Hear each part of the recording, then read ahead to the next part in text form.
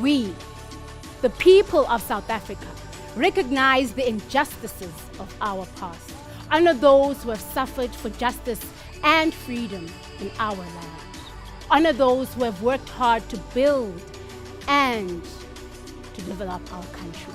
And so yes, we acknowledge that we need to commit, to belong without a doubt, to stand for, to stand against, to understand that this land needs more hands to till it. To know that some townships are malnourished of dreams.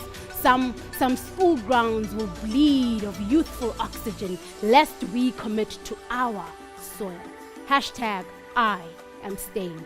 No one will love this country better than they who belong to it. Committing to a cause bigger than self. Understanding that true leadership is not only for the elite nor the elected.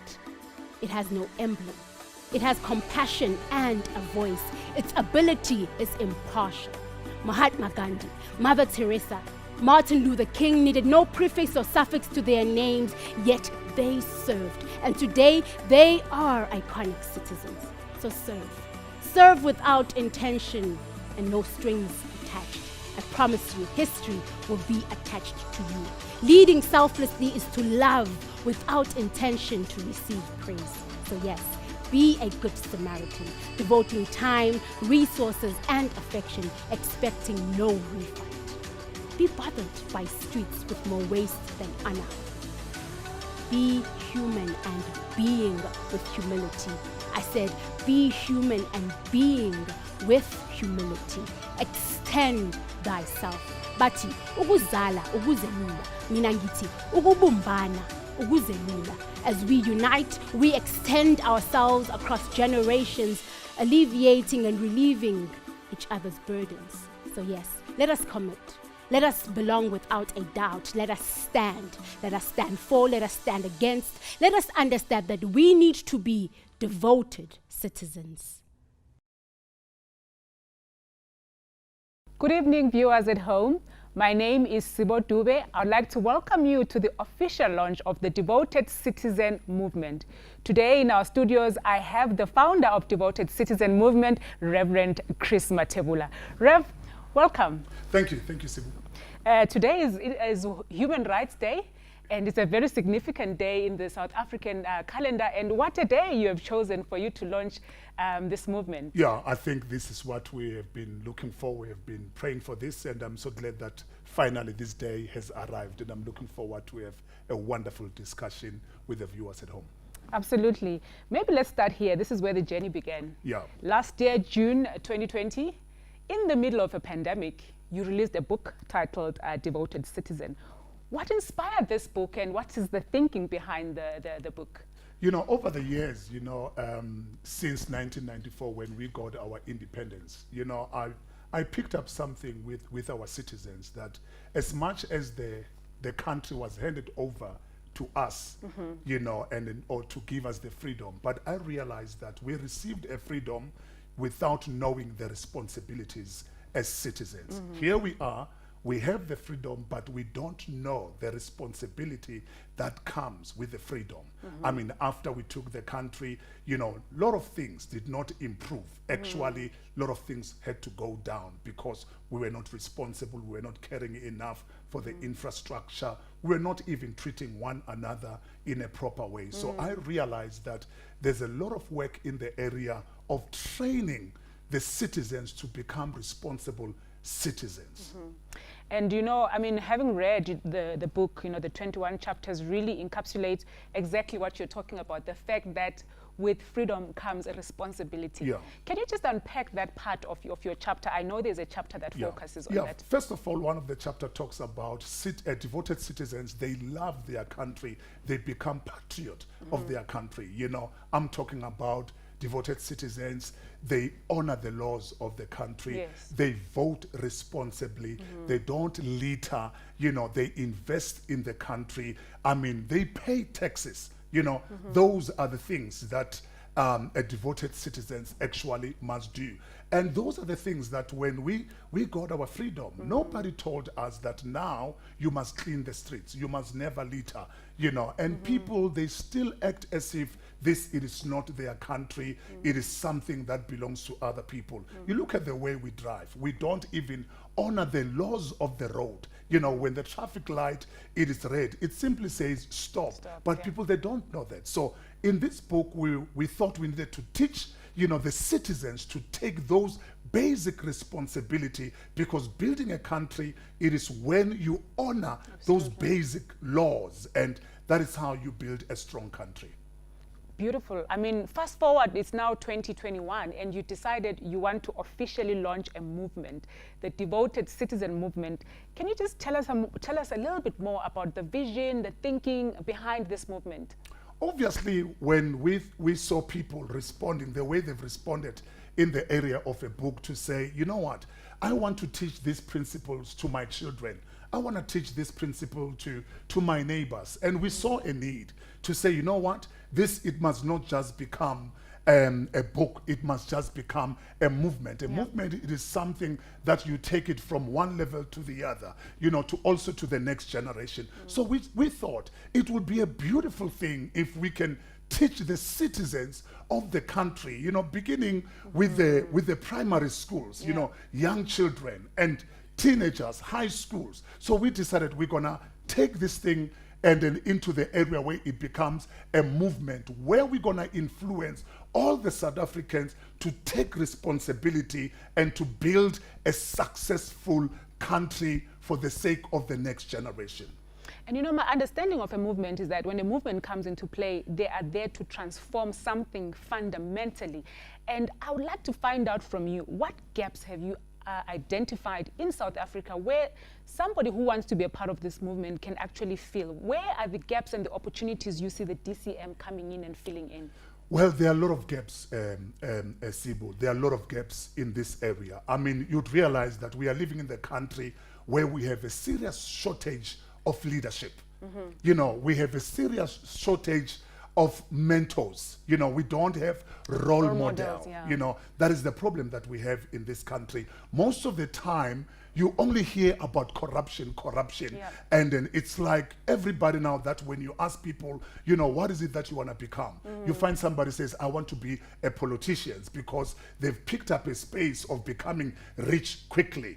But we say, here is a movement, we can mentor people. And not only that, I mean, what we do, we identify great leaders in the country. And you know what we do? We give them a certificate and we put them in public to say, here is the devoted citizen of the year. You know, a young person who is modeling an excellent life. You know what we do? We say, here is the devoted citizen of the month. Whoever is doing a great thing in the country, so that we can motivate citizens to become devoted citizens, so that they can influence other generations, so that they can do the same. And it doesn't matter, you know, which spheres of life. It can be in the sports, it can be in politics, can be in business, it can be in education, can be in science, art and culture. When we see somebody doing a great thing, we come along as a movement and then we encourage them to say, you are a devoted citizen. So there's a serious gap in that area.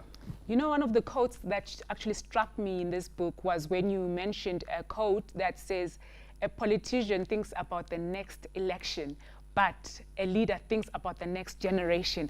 I quite like the fact that you talked about role modeling. And today, being Human Rights Day, we lack role models to role model the fact that, you know, gender-based violence is something that shouldn't be done. Corruption, for example, you know, is something that should not be part of our narrative.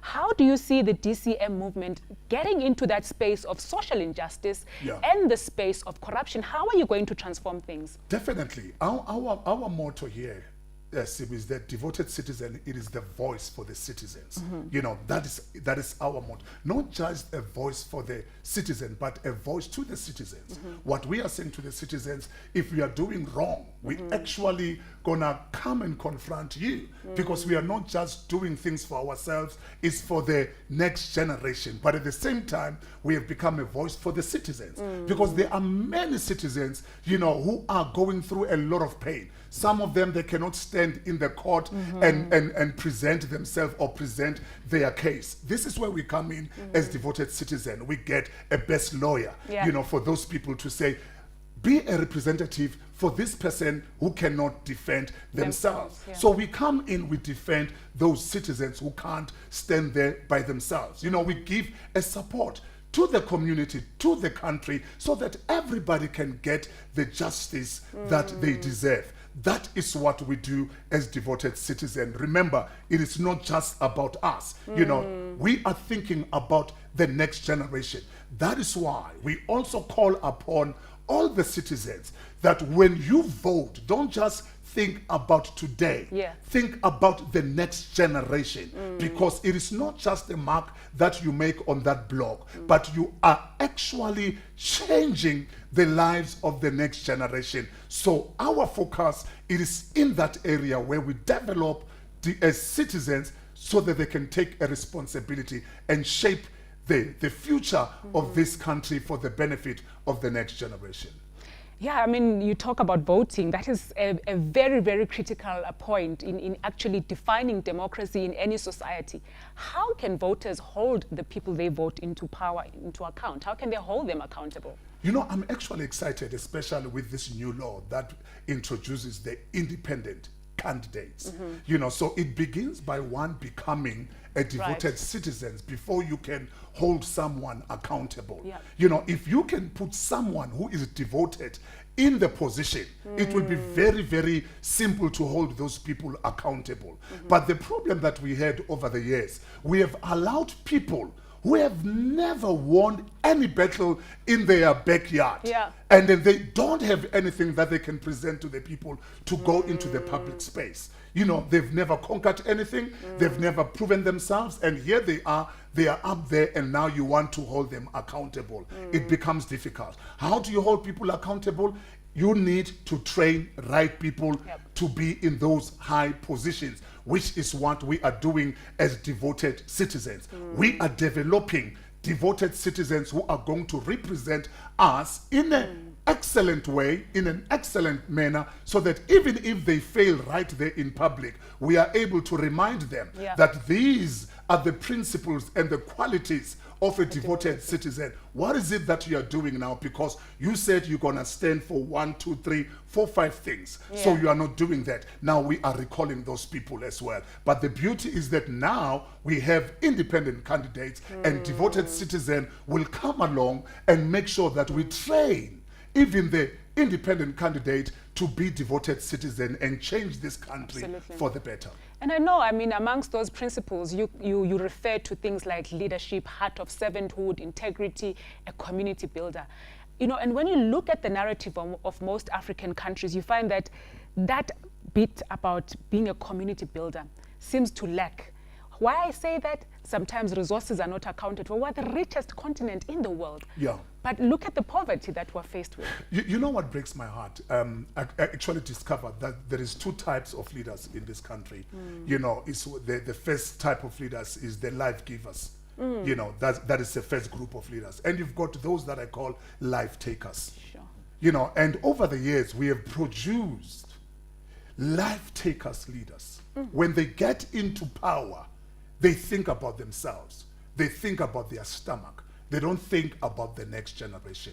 So the purpose of devoted citizen movement, we want to produce life-giving leaders, people who are going to think about the next generation, people who are going to think about tomorrow, that when they are in that position, they are not there for themselves, but they are there for the people and for the next generation. It is a painful thing that when you look at Africa, almost everywhere in Africa, when there's a leader, the leader does not make the country better. With all the resources that we have, it is actually a shame and a painful thing for an African child to go to bed without a meal. Yet we have all the minerals and all the riches. Once again, our leaders have failed us, but it is time for us now to raise proper leaders who are going to take those positions and develop, you know, great leaders who are going to change this continent for the better.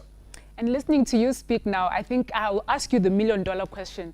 Is DCM a political party?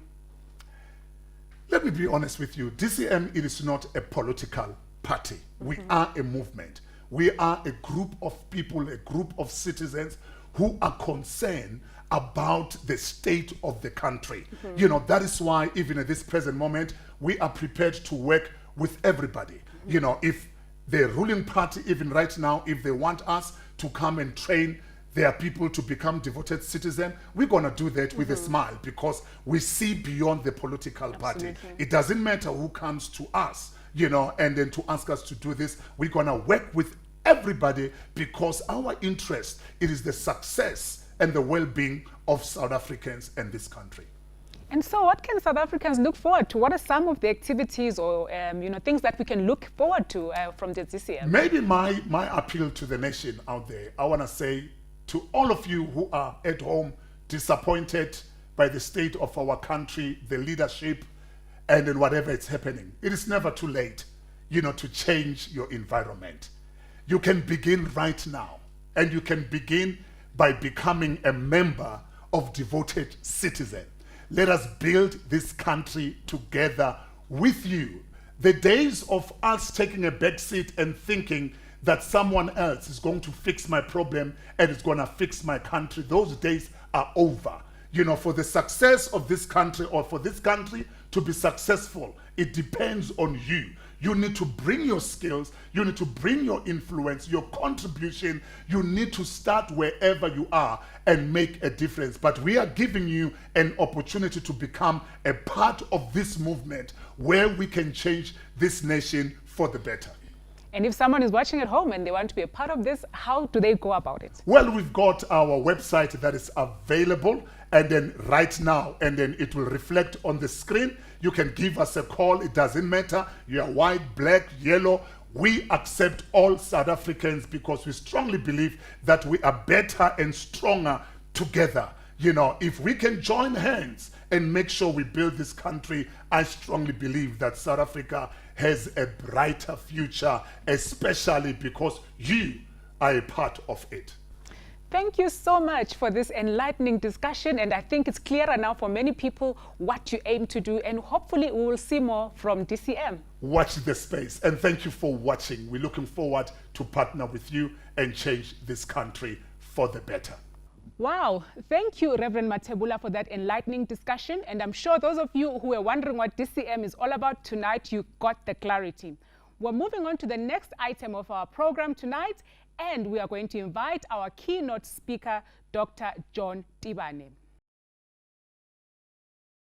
Good evening, devoted citizens. Good evening, soon-to-be devoted citizens. Reverend Chris Mathebula, thank you so much for giving me this honor to share a few thoughts on this day when we are launching Devoted Citizen Movement, which I truly believe that it is a movement that South Africa needs. I'm going to be answering the question, why do we need devoted citizens, and therefore, why do we need a devoted citizen movement? And I'm going to do that by demonstrating to you that for South Africa to be a winning nation, it needs to make some quantum shifts. In other words, South Africa needs to reset itself. But these quantum shifts that this nation must make requires a different kind of people. And this kind of people we are talking about are the devoted citizens.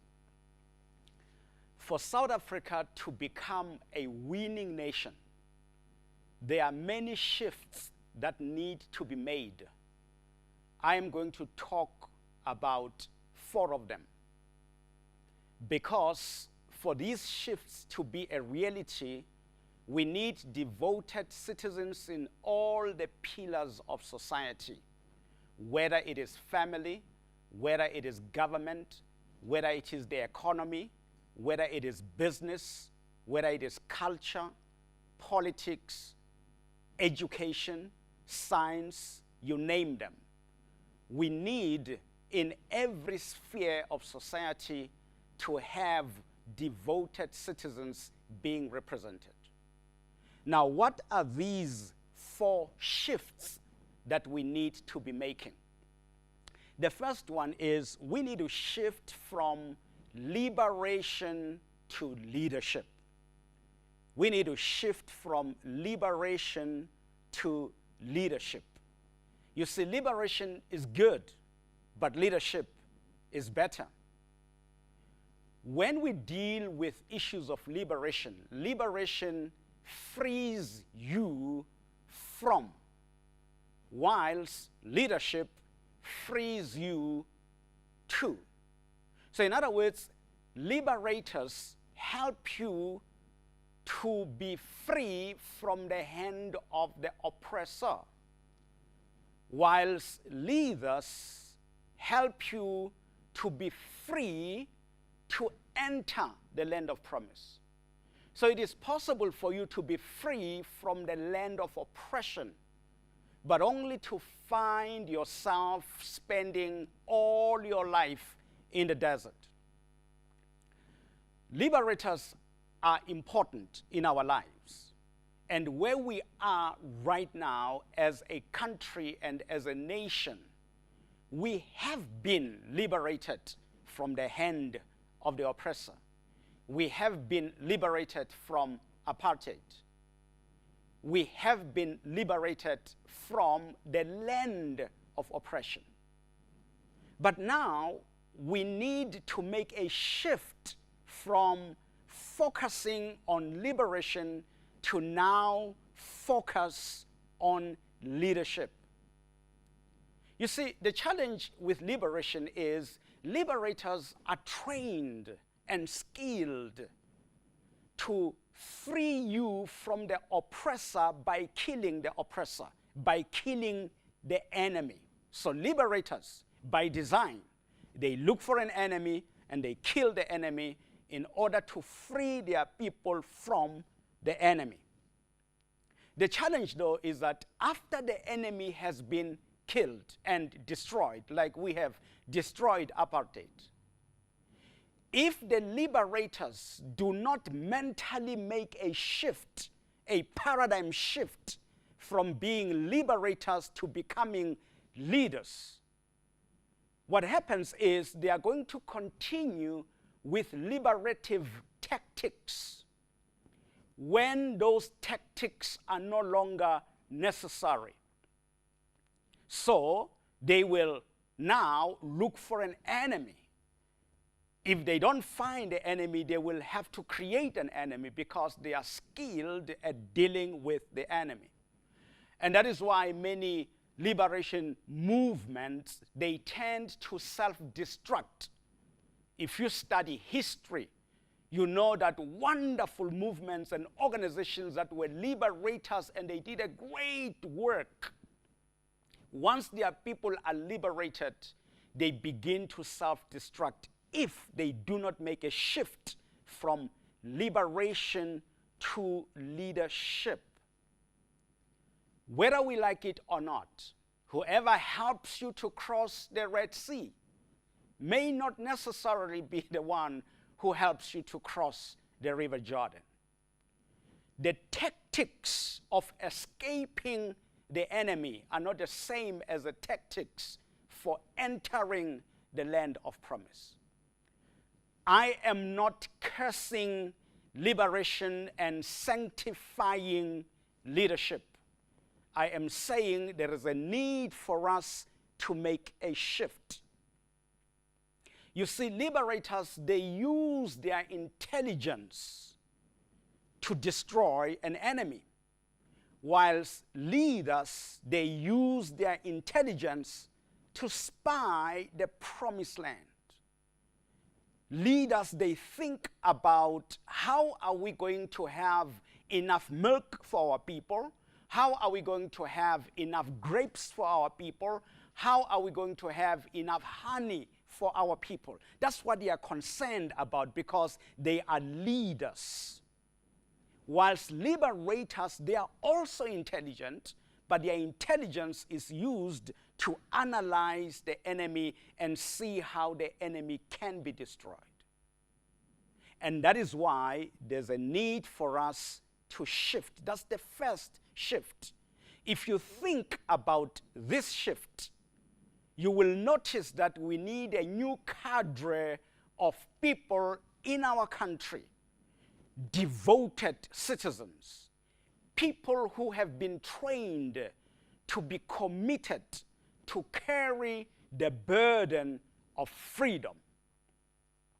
The second area where there is a need for us to shift We need to shift from transactional politics to transformational politics. Transactional politics to transformational politics. Transactional politics is, in fact, a transaction. It's a give and take. There is a seller and there is a buyer. Vote for me, I will build you houses. Now that sounds good.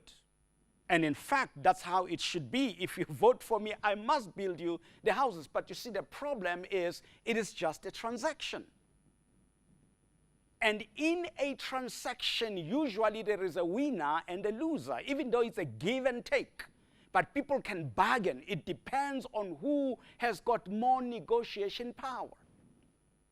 And the problem with transactional leadership is that the politician is, in fact, having more power than the one who is supposed to vote for them.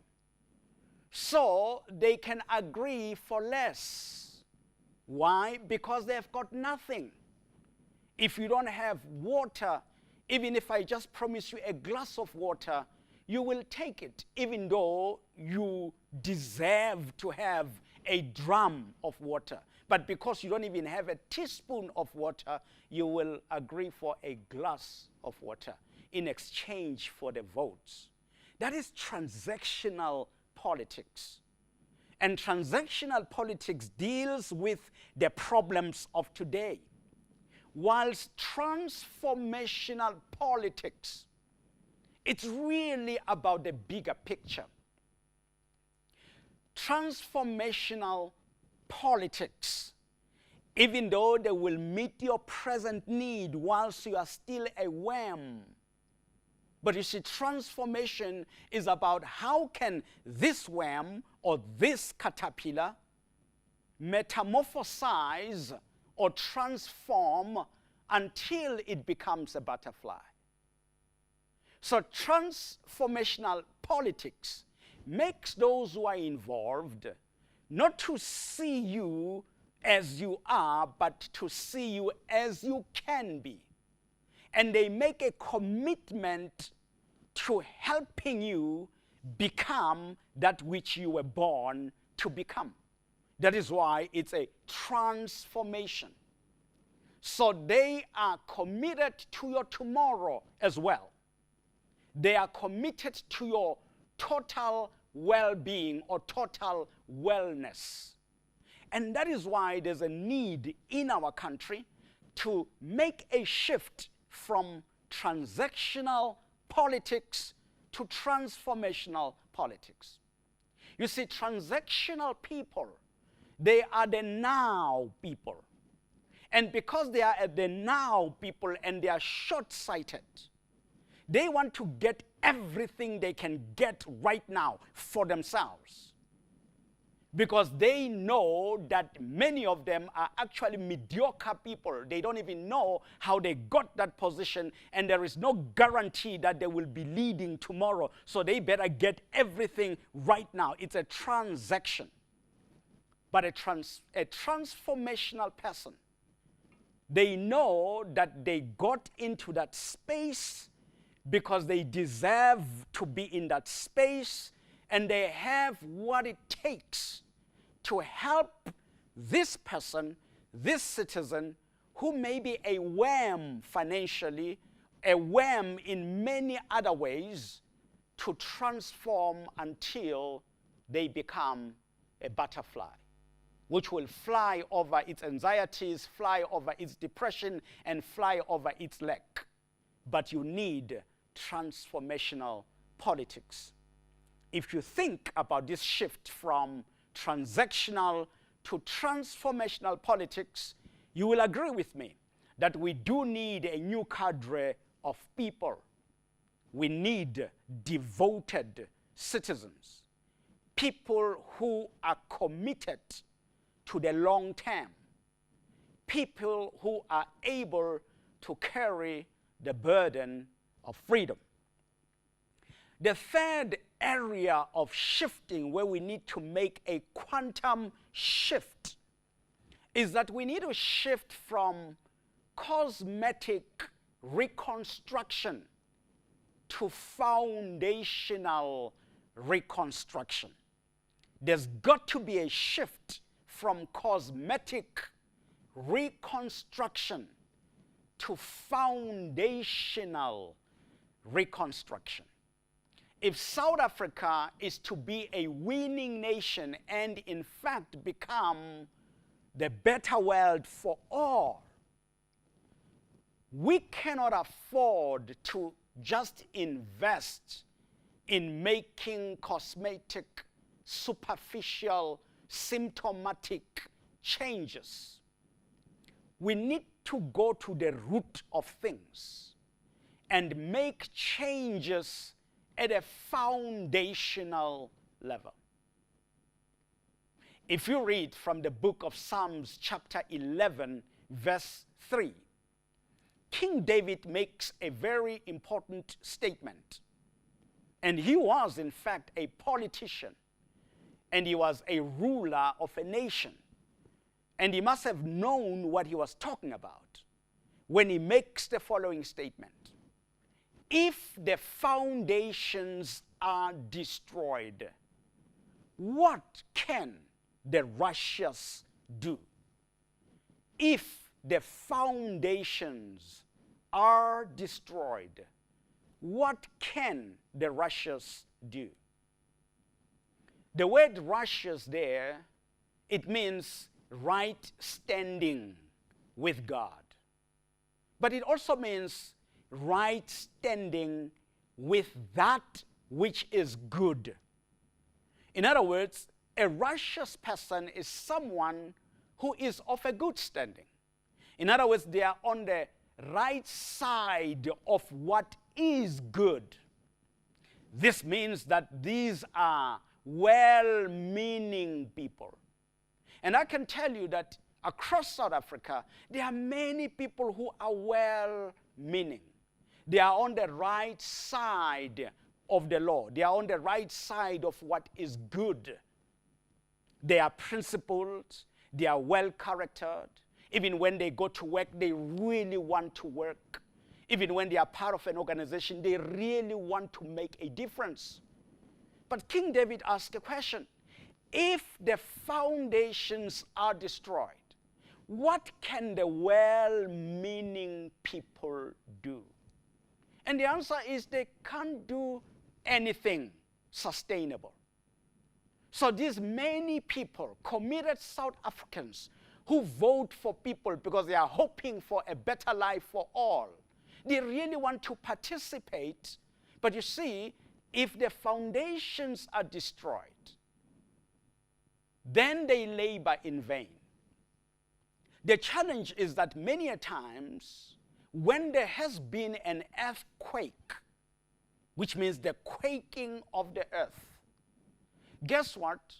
You find that when the foundation is cracked or destroyed, the walls of the building also crack and the window panes get shattered. And yet, the earthquake does not touch the walls. That's interesting. The earthquake does not touch the walls. And yet, the walls crack.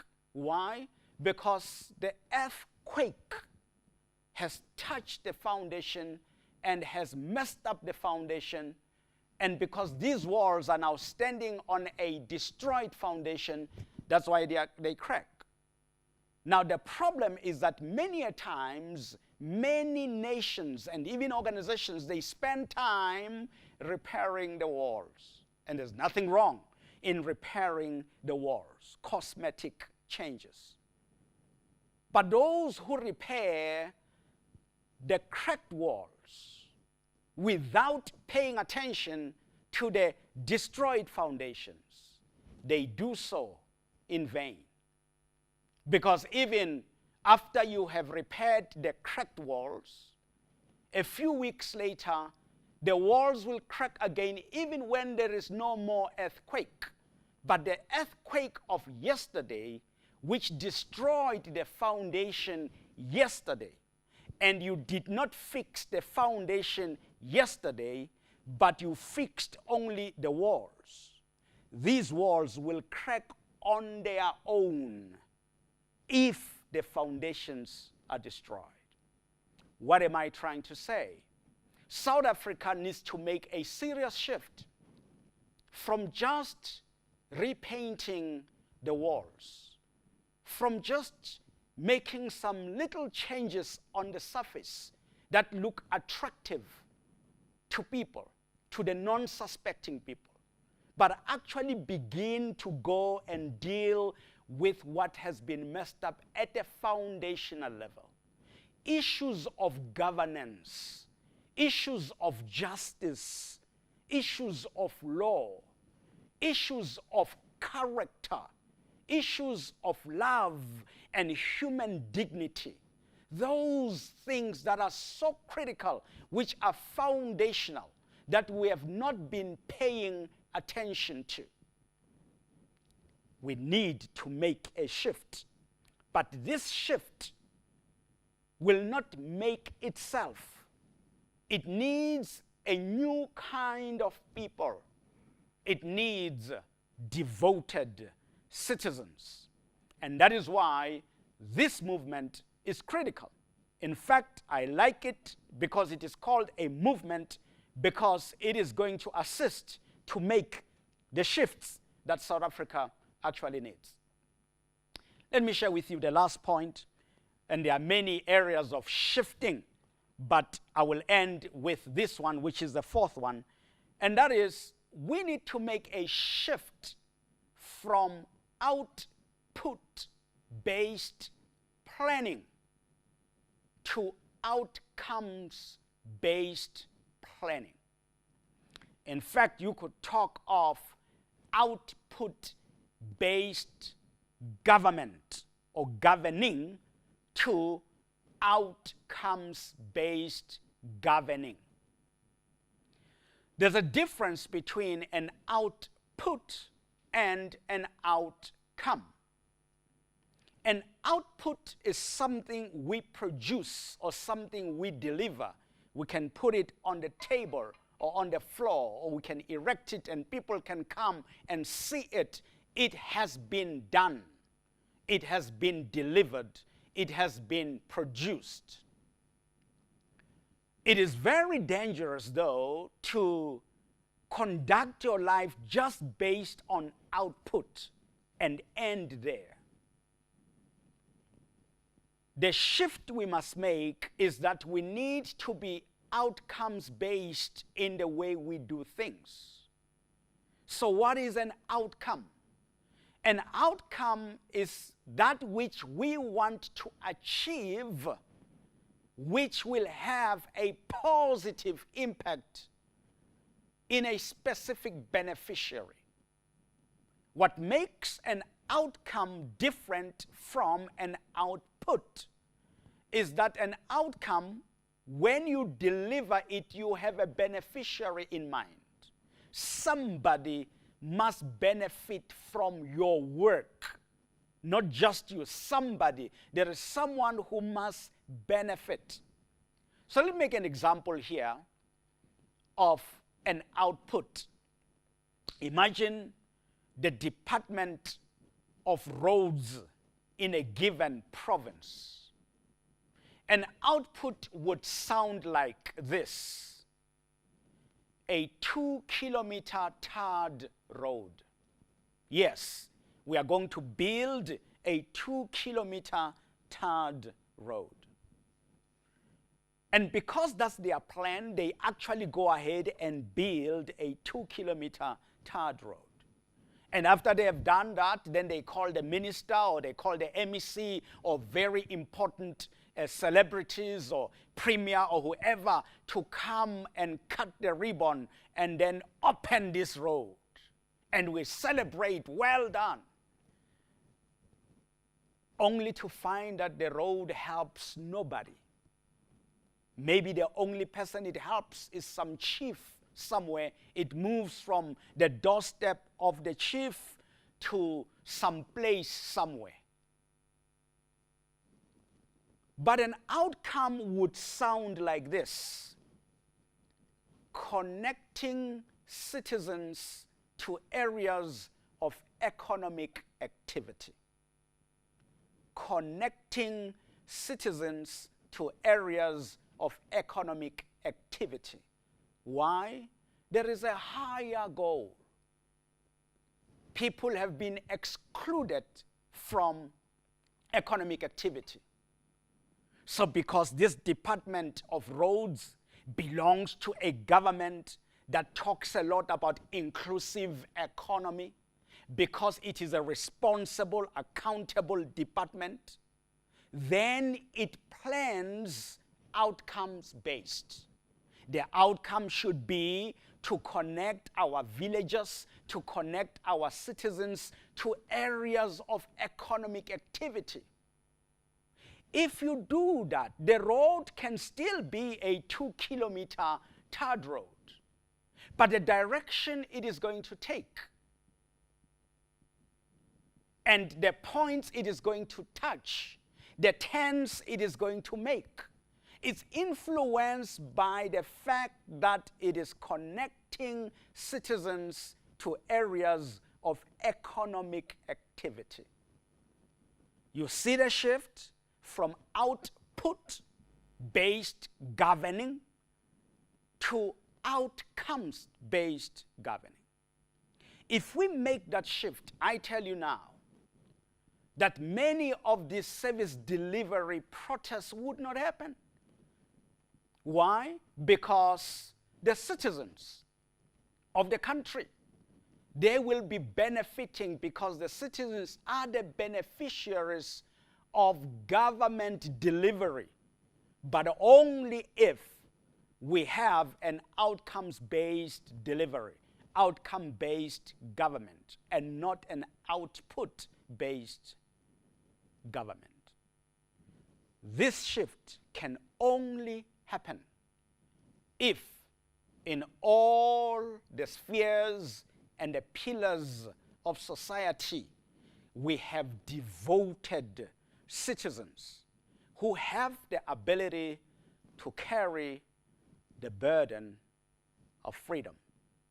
And I trust that you and me are going to support this initiative in whatever way, and there are many ways that you are still going to learn from the website on how you can be part of this. In whatever way you can participate in this, the issue is South Africa must become a winning nation.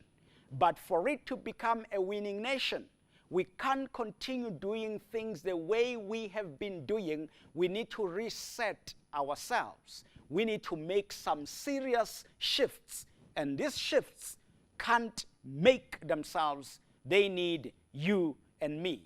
They need devoted citizens to make those shifts. God bless you. Thank you, Dr. Tibane, for that enlightening keynote address. One thing that is striking about his message is the fact that whilst liberation is good, it is important that people move from the liberation stage to the leadership stage. I hope all of us have been challenged to become leaders in our different spheres of influence. If you would like to be a member of the Devoted Citizen Movement, there are details on the screen where you can contact the movement offices. Thank you for joining us tonight, and we wish you all a wonderful Human Rights Day. Have yourselves a good night.